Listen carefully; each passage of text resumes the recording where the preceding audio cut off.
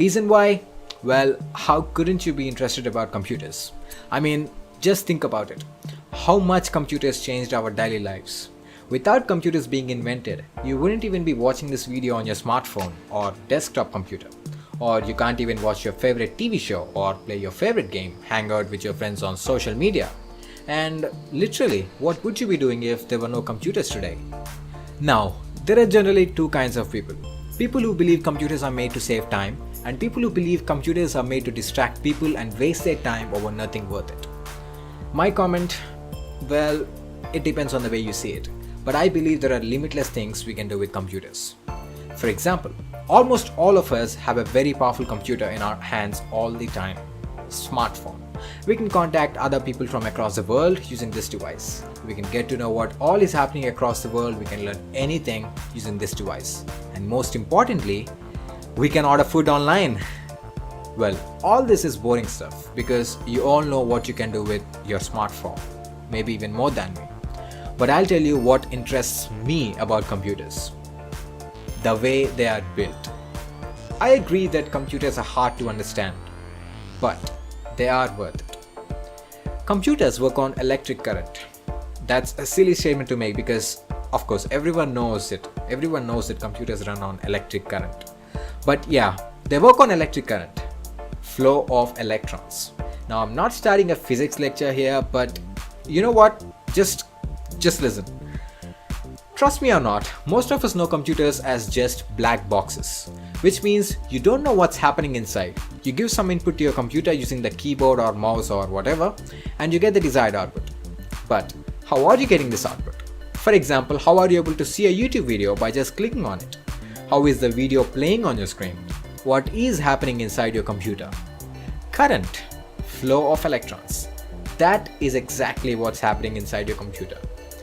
The theory of computers is as simple as on or off. I'll explain. All we can do with electrons is to either make them flow or prevent them from flowing. This is the theory on which computers are made. We designed a switch using which we can make electrons flow or make them stop. We call this switch as transistor. When we turn on the switch, the electrons flow, and when we turn it off, the electrons are prevented from flowing. On is represented as 1 or true and off is represented as 0 or false. A series of these ones and zeros is called binary information. These ones and zeros are what's happening inside your computer. So, all your computer does is to turn the switch on or off based on what it needs to compute. It is as simple as that. Except there are billions of such keys inside your computer, all working together to compute binary information and give you the desired outputs. So, again the question, how is your computer able to play this video? The answer is by just turning switches inside it on and off repeatedly. Wait, that went from 0 to 100 in like a second. So, you're able to watch this video because your computer is turning the switches on and off? Is that even possible? Yes. That is how computers are built. Anything is made possible by just dealing with binary data, that is zeros and ones. In other words, by just doing on and off operations. It is all made possible with Boolean algebra. There are 7 logic gates that are designed using the combination of transistors.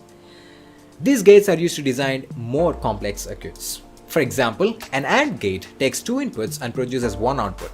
The output will be 1 only if both the inputs are 1, and in all the other cases, the output is 0. Same way, an OR gate gives an output 1 if any of the 2 inputs is 1. In all the other cases, the output is 0. These gates can be used as needed when dealing with binary data and to perform calculations of these ones and zeros. For example, if you want your computer to calculate the sum of 2 numbers, let's say 5 and 7, this is what your computer does.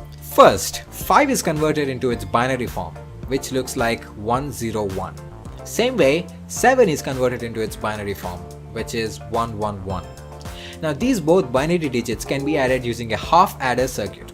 This half adder circuit is nothing but the combination of logical gates. When you arrange the logical gates in this particular manner and feed it the input binary data, the output will be obtained in the binary form. In this case, the output will be 1100. When this is converted back to the decimal form, it is nothing but the number 12. So we got the answer 5 plus 7 equal to 12. So far so good. But how is this result number 12 displayed on your screen? Well, that's another story. That's another circuit. We can also make a display screen using the logical gates along with some LED lights. Your computer screen is nothing but a collection of these lights which glow the color according to the input given. Alright, so what else? Are you inspired about how computers are built yet? No? Well, then watch the video again. Anyways, so this is what inspires me and makes me passionate about computers. The way they are built is simply genius. It's the perfect application of maths, physics and chemistry together. Anyone can write a program using any of the open source programming languages like Java, Python, etc. to make the computer compute the operations specified in that particular program. The compiler is what turns your program into a low-level assembly language, from where your program gets converted to nothing else than zeros and ones. These zeros and ones are what your computer actually deals with. Just think how simple things are made for us as computer programmers. We are just using the compilers which are designed by some geniuses. We just need to learn the syntax and other few concepts to excel in that particular language. That's it.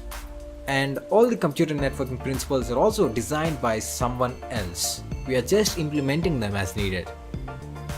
All the famous algorithms we use are actually designed by someone else. We are just making use of them for our computer program.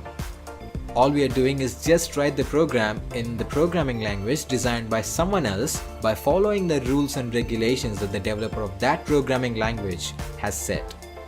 So if you are a programmer, don't call yourself as computer expert, because you and me still have a lot to learn about computers. Lots. I want to be a computer expert and I will be someday. What about you? I'm sure you can if you wish to. So that's all for this video. Hope I didn't give you a pain in the brain. So now, go and keep learning about computers and think about how they can be utilized to solve the problems which don't have an efficient solution yet. Make your computer your best friend. Learn to make it listen to your commands. If you like this video, don't forget to leave a thumbs up below. Thanks for watching. Cheers.